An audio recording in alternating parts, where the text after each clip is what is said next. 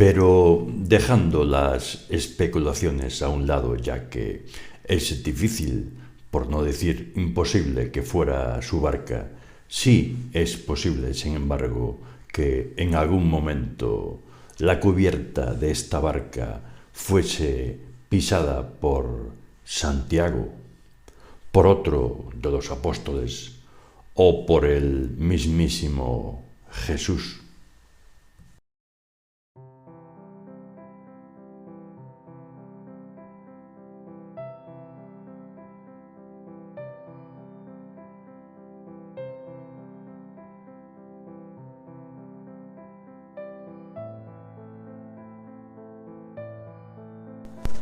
Desde la lejanía del lago, los pescadores que manejaban la barca en la que regresaban a puerto como todas las mañanas, después de estar faenando durante la noche en sus aguas, podían ver ya las viejas casas desconchadas por la humedad, con las blancas banderas de una ropa recién lavada y desplegada al viento, así como las barcas que reposaban en las tranquilas aguas de la orilla del lago, con sus velas casi caídas, los asientos gastados y sus altivos timones pintados de rojo.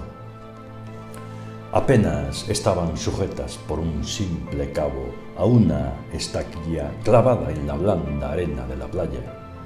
Estas barcas eran aún más queridas y apreciadas por los pescadores que sus propias casas, en forma de cubos blancos, cubiertas y quietas a la orilla del lago que, con su amplio manto plateado, hacía mucho más bello aquel pequeño pueblecito de pescadores. Al ver la bonita estampa que desde allí ofrecía Cafarnaúm, el joven Juan se sintió feliz por el regreso. Por eso remaba con fuerza en el mismo banco de la barca junto a otro joven, hermano del hombre más viejo que manejaba el timón. A estos dos jóvenes se les veía alegres, no así al más veterano, que era el encargado de vigilar las redes y la vela del barco, como tampoco al otro más viejo que estaba al timón. El mal humor de estos dos hombres era debido a que habían estado faenando toda la noche sin conseguir un solo pez que llevar a sus necesitadas familias, lo que parecía no importarles mucho a los jóvenes, que eran los encargados de mover la barca con los remos. Ninguno de los cuatro parecía querer hablar. Solo el ruido de los remos rozando contra los cortos palos de los estrobos y el suave chapoteo que hacían cuando se introducían en las aguas tranquilas rompía aquel silencio impuesto por el contento de unos y el descontento de los otros.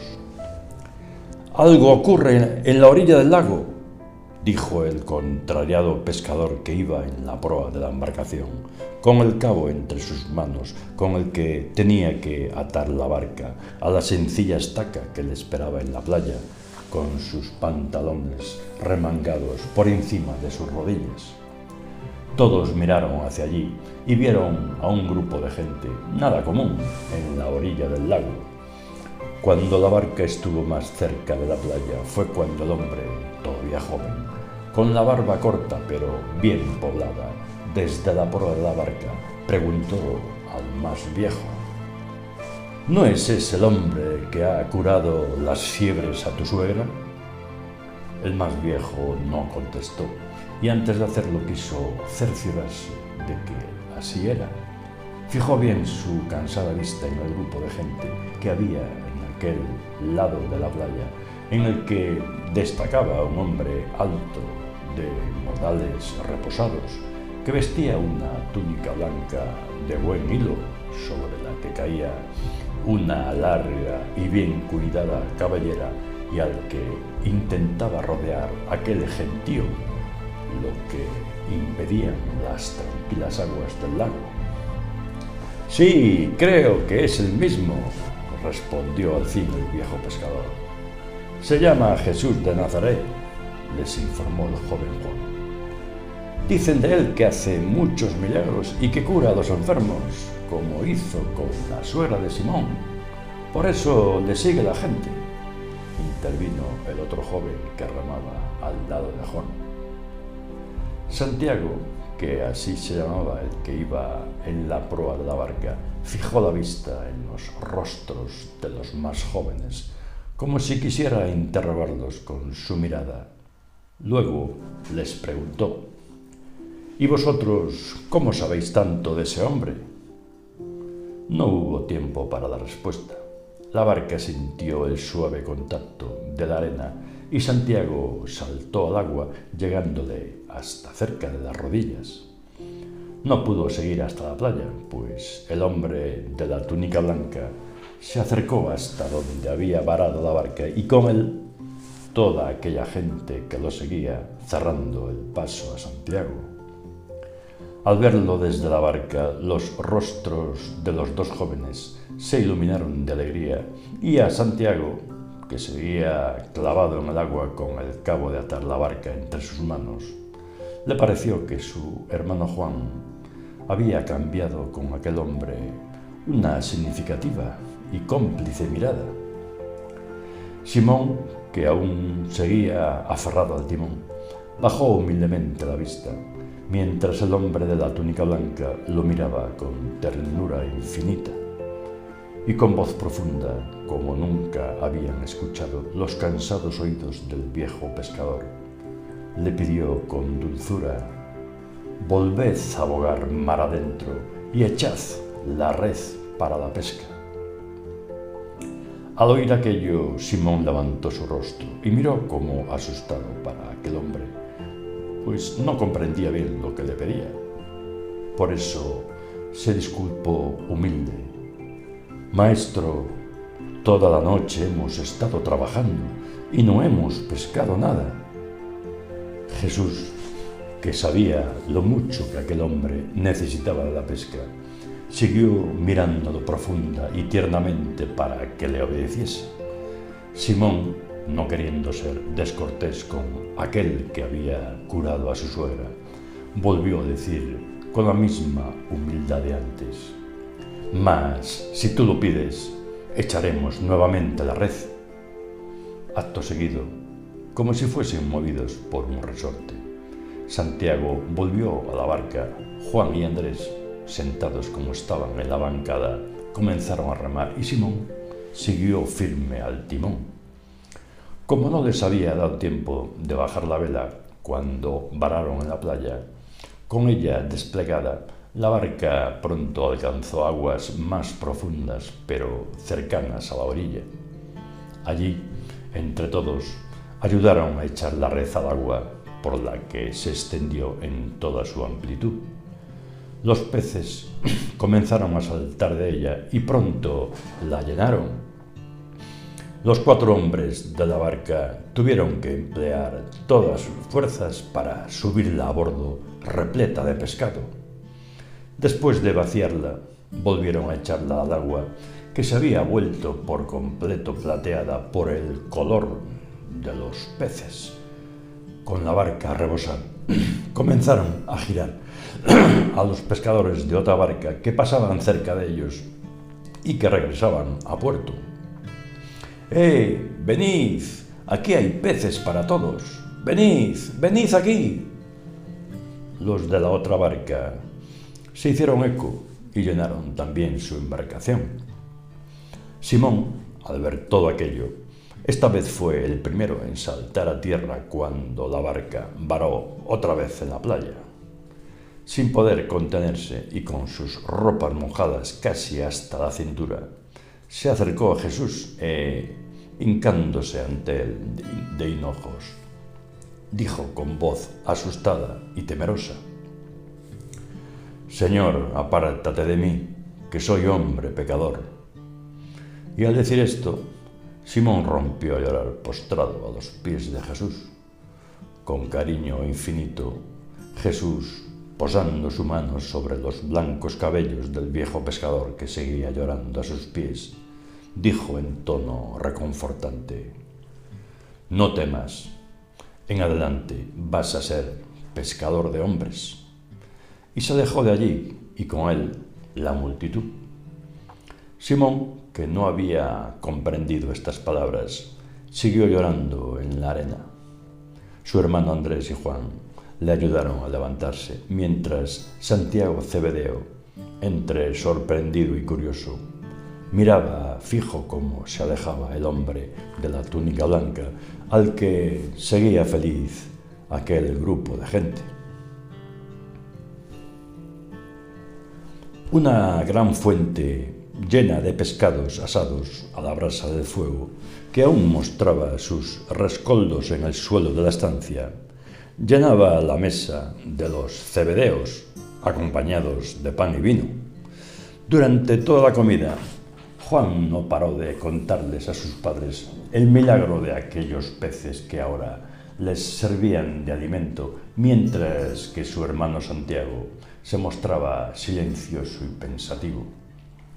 Por eso el viejo Zebedeo le preguntó: «¿Y tú, Santiago, qué piensas de todo esto?». El hijo no le contestó, solo encogió los hombros y, sin pronunciar palabra, siguió con sus pensamientos. Su madre lo miró compasiva, pues conocía a su hijo y sospechaba de aquellos pensamientos que le atormentaban, preocupándola más los deseos que mostraba su otro hijo Juan, al que veía muy identificado con el que llamaban Jesús de Nazaret. A pesar de todo, al verlo tan feliz, no pudo dejar de sonreír. Andrés y yo sabíamos que vendría a Cafarnaúm. Esta aseveración de Juan cogió a todos por sorpresa e hizo salir a Santiago de sus pensamientos, ya que preguntó a su hermano: «¿Cuándo lo supisteis?». «El día que fuimos a Betania a conocer a Juan el Bautista». «¿Y para qué fuisteis a ver a ese Juan el Bautista?», preguntó el viejo Zebedeo. «Nos habían dicho que él era el Mesías que estamos esperando para ser liberados del yugo romano».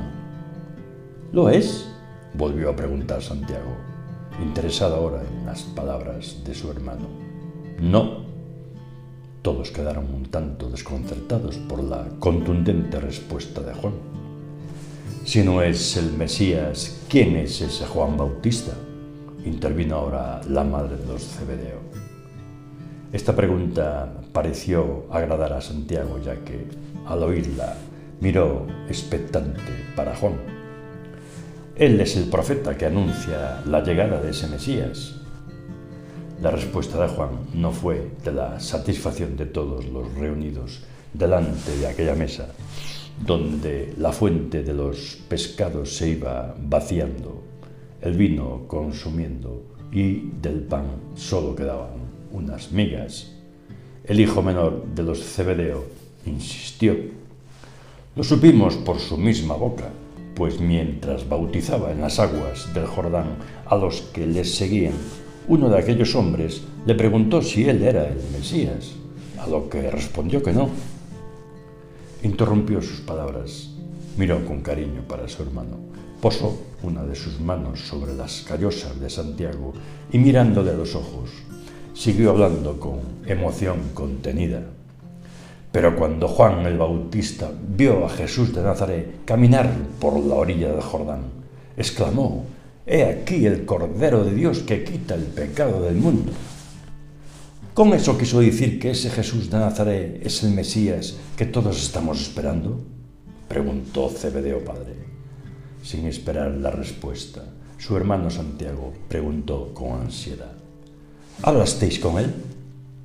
Juan, volviéndose hacia su padre, contestó: «Padre, él es el Mesías, y una de las pruebas de que lo es son estos peces pescados tan milagrosamente por nosotros y con los cuales hoy nos hemos alimentado». «No olvides, hijo», le hizo ver el padre, «que en nuestras tierras hay muchos magos que también hacen milagros. Los magos se valen del poder de la magia. Jesús de Nazaret se vale del poder divino que le confía el mismo Dios.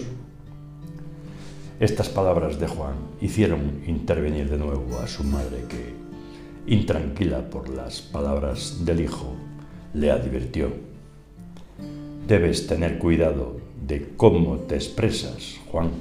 Recuerda que no todos los hombres aceptan lo que uno piensa». Juan, mirando para su madre, sonrió y, con un gesto con el que quería indicar que había comprendido la advertencia que encerraban sus palabras, se dispuso a comer otro pescado de los que quedaban en la fuente ya casi vacía. «Pero dime, ¿hablaste con él?», insistió Santiago.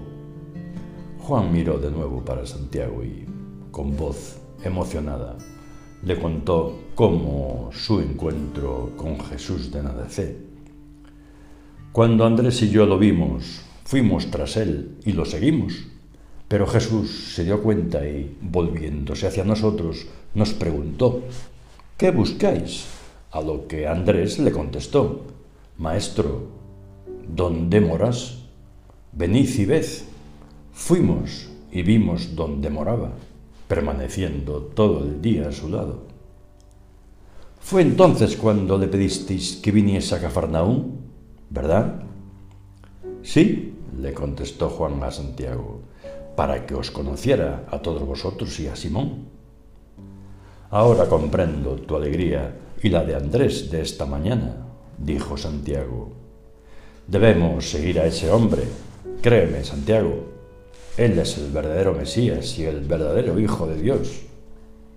Estas palabras de Juan, pronunciadas con desbordada pasión, resonaron como un latigazo en los oídos de su madre, pues acentuaron en ella el temor de perder a sus dos hijos. Unos golpes en la puerta de la casa volvieron a todos a la realidad del momento, ya que habían rebasado con creces el tiempo de la comida. «Shalom, Juan», saludó Andrés cuando le abrió la puerta. «Shalom, Andrés. Mi hermano me envía para hablar con Santiago». «Pasa», le invitó Juan, haciéndose a un lado para facilitarle la entrada y diciendo con voz queda: «Creo que mi hermano Santiago también está dispuesto a seguir a Jesús de Nazaret». «Lo mismo pienso de mi hermano Simón», contestó Andrés en el mismo tono de voz. «Padre, Andrés quiere hablar con Santiago por encargo de Simón», informó Juan al viejo Zebedeo cuando los dos jóvenes se acercaron hasta la mesa donde seguía sentada el resto de la familia. Dirigiéndose a Santiago, Andrés le comunicó el encargo de Simón. «Mi hermano me pidió que te diga que mañana no saldremos a pescar, ya que con la pesca de hoy podemos estar un par de días sin hacerlo. Aprovecharemos el día de mañana para repasar la vela y la red que, con el peso de la pesca de esta mañana, no sabemos en qué estado pudo haber quedado y debe quedar preparada para la próxima faena». La familia Zebedeo invitó al joven Andrés a que compartiera con ellos mesa y mantel, a lo que éste contestó: «Gracias por la invitación, Zebedeo, pero yo ya he participado con mi hermano Simón y su familia de la milagrosa comida». Las palabras de Andrés alentaron a Zebedeo de los sentimientos del joven para con Jesús.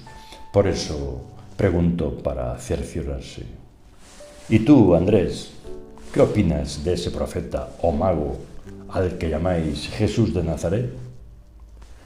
Antes de contestar, Andrés miró al viejo Zebedeo.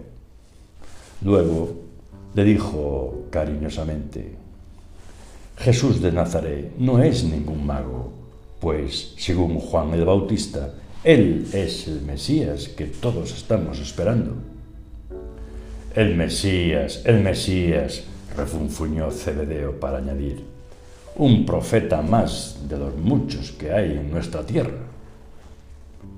Andrés sonrió ante la observación de Zebedeo y, mientras Juan se mostraba un tanto ofendido por las palabras de su padre. Santiago escuchaba con atención lo que se hablaba allí de Jesús de Nazaret. La madre de los Zebedeos, aprovechando el momento para profundizar más en las intenciones de sus dos hijos, preguntó con el sentido práctico de las mujeres: ¿de qué viven esos profetas? De lo que las gentes ignorantes llaman milagros. Salomé, como no había comprendido, miró extrañada para su marido, que le aclaró: sí, mujer, sí, la gente sigue a estos profetas y les dan dinero, comida, cosas, qué sé yo, a cambio de que les ayuden con sus milagros o magia, como quieras llamarle.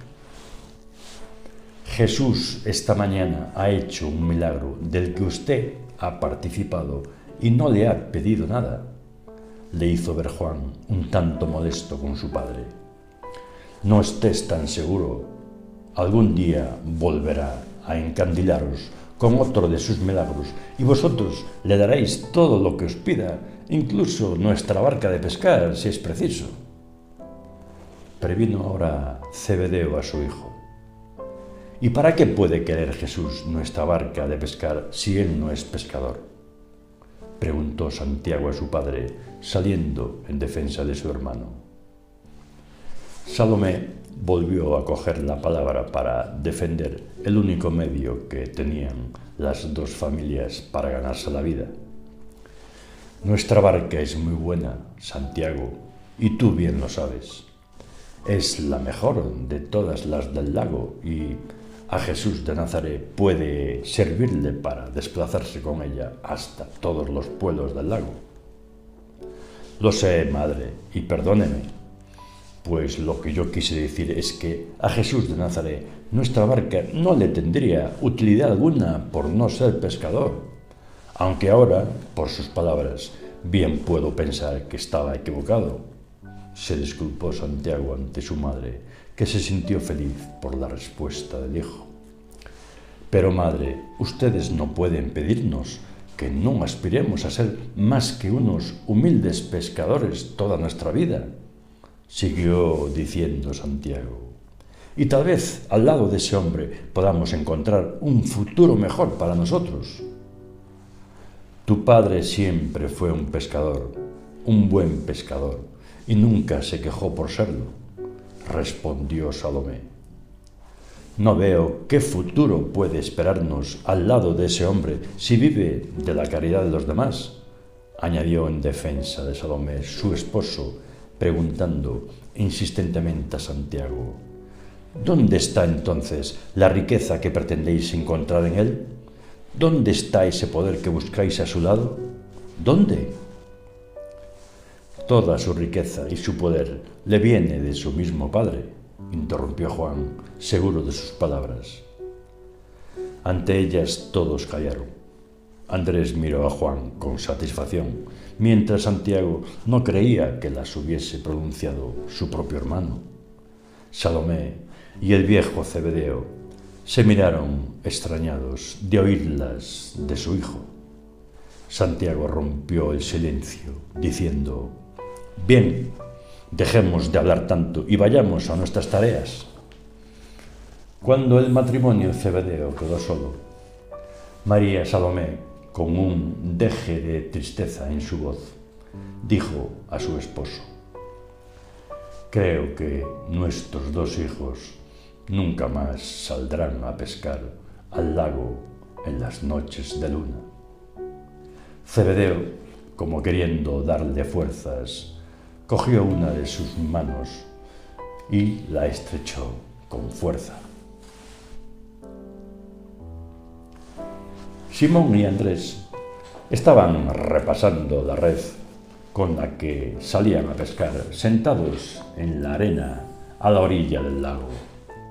Los dos hermanos Zebedeo, junto con su padre, estaban un poco más alejados dentro de su barca, repasando la remendada vela y haciendo los arreglos que requería la embarcación. Cuando aquellos 5 hombres estaban en estas faenas, vieron a Jesús de Nazaret caminar por la orilla, seguido como siempre por un buen grupo de gente. Caminaba hacia donde estaban los pescadores con aquel andar solemne que resaltaba todavía más su figura que, con la túnica blanca, parecía llenar con su resplandor toda la playa. Ninguno hizo referencia a que se les acercase, por lo que siguieron con su faenar en silencio.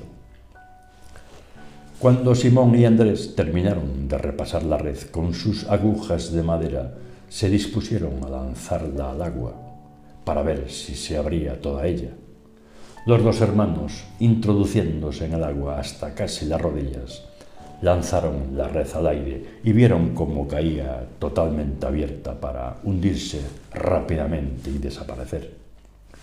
Al sacarla del agua, Jesús de Nazaret ya se encontraba a su lado. Al verlo, Simón se quedó quieto en donde estaba, con un trozo de red mojada entre sus manos, igual que le ocurrió a su hermano Andrés.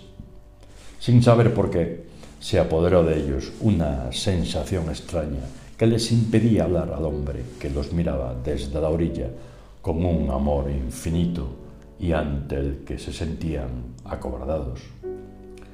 Al levantar Simón sus ojos hacia Jesús con humildad, éste, sonriendo amorosamente, le pidió: «Ven conmigo y cree en mi palabra, y te haré pescador de hombres». Simón no supo qué contestar.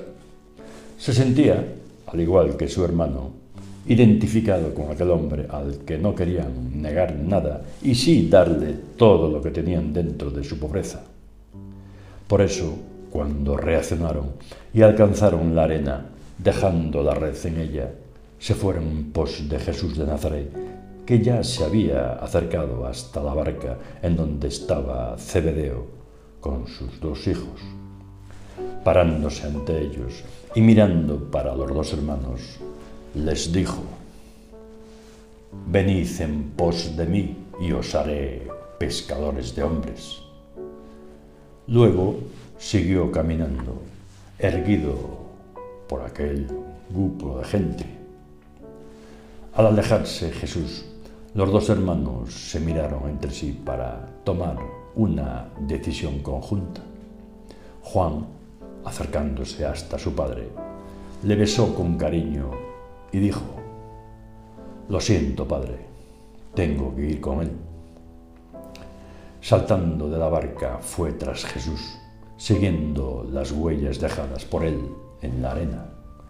Santiago, con pena y con el cariño que un hijo siente por su padre, dándose cuenta de los sentimientos que embargaban al viejo Zebedeo en aquel momento, con voz queda intentó decir: «Padre». No pudo pronunciar más palabras. Tener que separarse de su padre, con el que tan identificado estaba, le llenaba de una emoción que le impedía seguir hablando, sintiendo que en sus ojos asomaban ya las lágrimas. «Si es vuestro deseo seguir a ese hombre, hacedlo con mi bendición y la de vuestra madre y con la del Dios de nuestros padres», dijo el viejo Zebedeo, también emocionado. Santiago, como si no tuviera prisa por seguir a su hermano, a Simón y a Andrés, se calzó tranquilo en la barca sus usadas sandalias, de las que se había despojado para faenar dentro de la barca. Luego siguió con ellas por la arena, con un paso más reposado que el de los otros tres. Sin saber por qué, el viejo Zebedeo, con los ojos empañados por las lágrimas que intentaba retener, se fijó en las sandalias de su hijo Santiago, presintiendo que lo llevaban hacia un glorioso destino. Galilea está al norte de Samaria. es una región montañosa y rica. Sus habitantes son trabajadores, nobles, aunque rudos, religiosos, aunque por su mayor contacto con los gentiles, menos escrupulosos que los judíos. El centro de la región es el lago Genesaret, de 20 kilómetros de largo y 10 de ancho, rico en pescados, a cuyas orillas se hallan Tiberíades, Cafarnaúm, Hamat, Tiberías, Berenice, Genesaret, Tajga, Cursi, Corazaín y Ber Grabiel.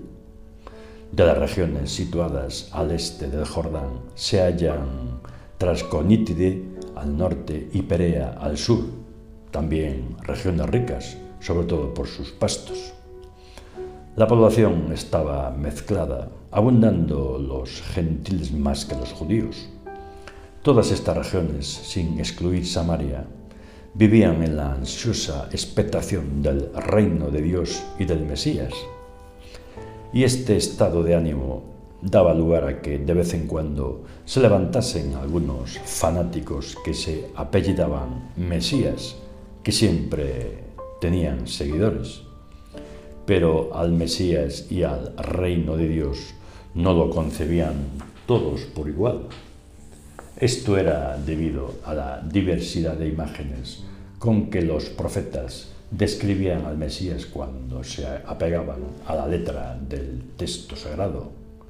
Sobre todo les impresionaban los vaticinios que hablaban del futuro y glorioso reino de David o de su vástago el Mesías, imperando más estas ideas al ver ocupado el país por los romanos que, como dominadores y gentiles, eran de ordinario aborrecidos por el pueblo.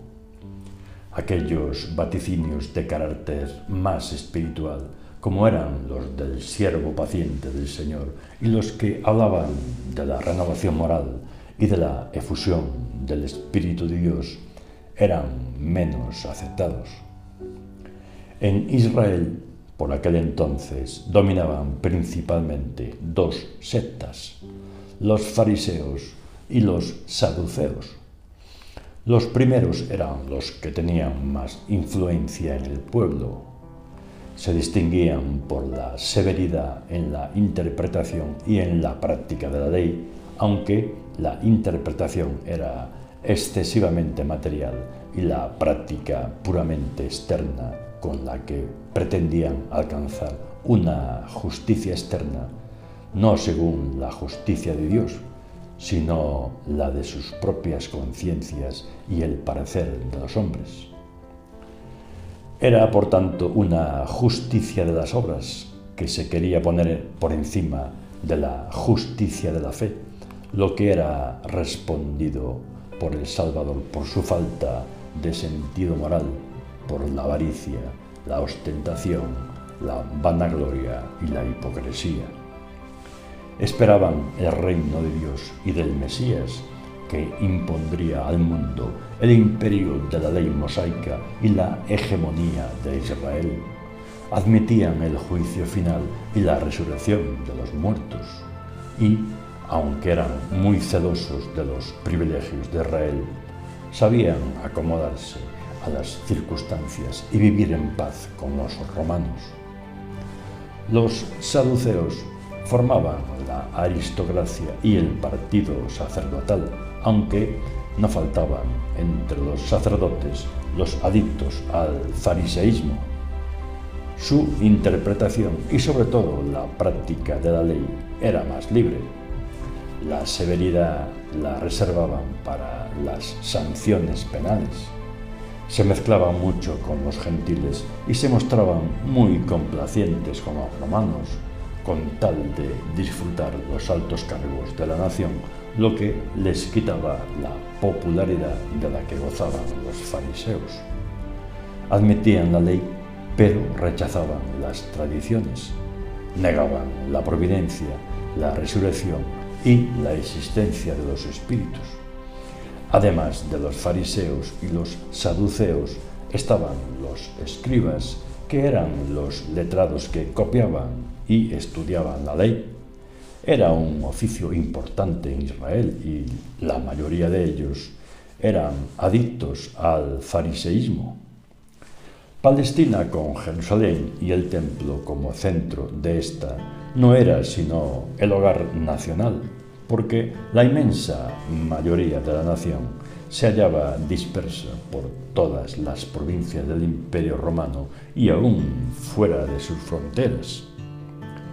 Todas las grandes ciudades del imperio tenían colonias numerosas y todas las vías de tierra y mar eran recorridas por los judíos, a los que su fe religiosa y su ley los separaba de los gentiles, pero los unía entre sí en el centro de las sinagogas que había en cada colonia.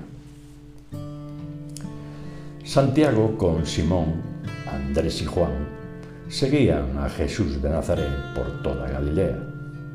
Nuestro Santiago se sentía cada vez más feliz y más fuerte al lado de aquel hombre, sintiéndose contento de haber decidido seguirle, pues tenía la seguridad de que a su lado sería alguien importante. Vio como su hermano Juan le sonreía feliz y a Simón, que marchaba en silencio pero firme, un paso atrás de Jesús, con la serenidad y el aplomo que dan los años. Poco después se les añadiría Felipe, Bartolomé y Tomás, y más tarde se completaría el grupo de 12 apóstoles con la incorporación de Mateo, Santiago el Feo, Tadeo, Simón el Celote y Judas Iscariote.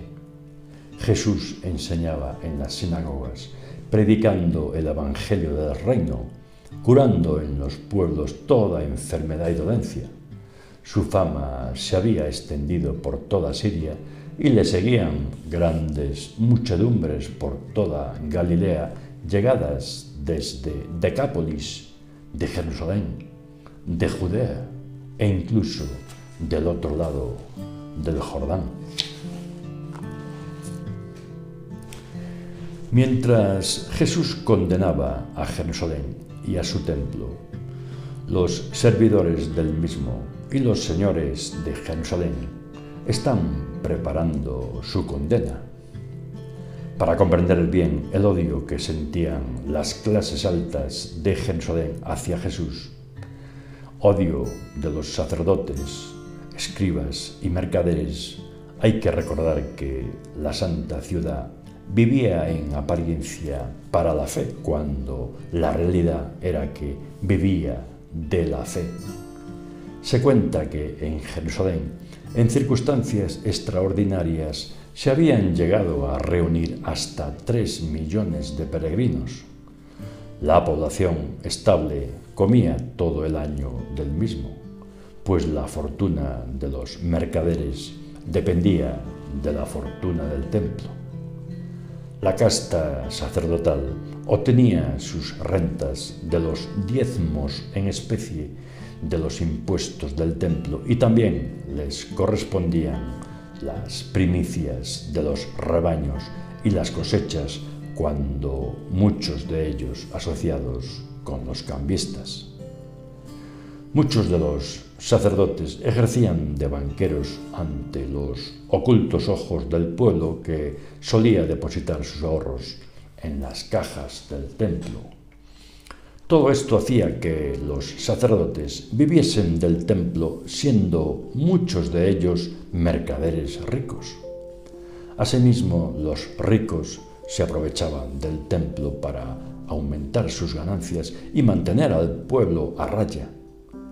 Los mercaderes hacían negocio con los ricos, los sacerdotes y los peregrinos atraídos al templo de todas las partes del mundo. Los braceros y los pobres vivían de los residuos y migajas que caían de la mesa de los sacerdotes, los ricos, los mercaderes y los peregrinos.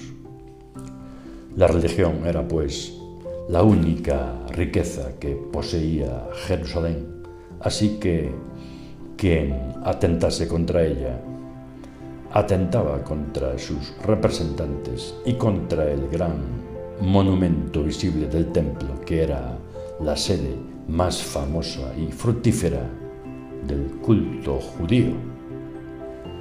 Por fuerza, Jesús de Nazaret, que con su evangelio amenazaba indirectamente las posesiones y los medios de vida, al enfrentarse a toda aquella maquinaria humana, tenía que ser considerado como enemigo del pueblo de Jerusalén y, particularmente, de las castas más acomodadas y prósperas.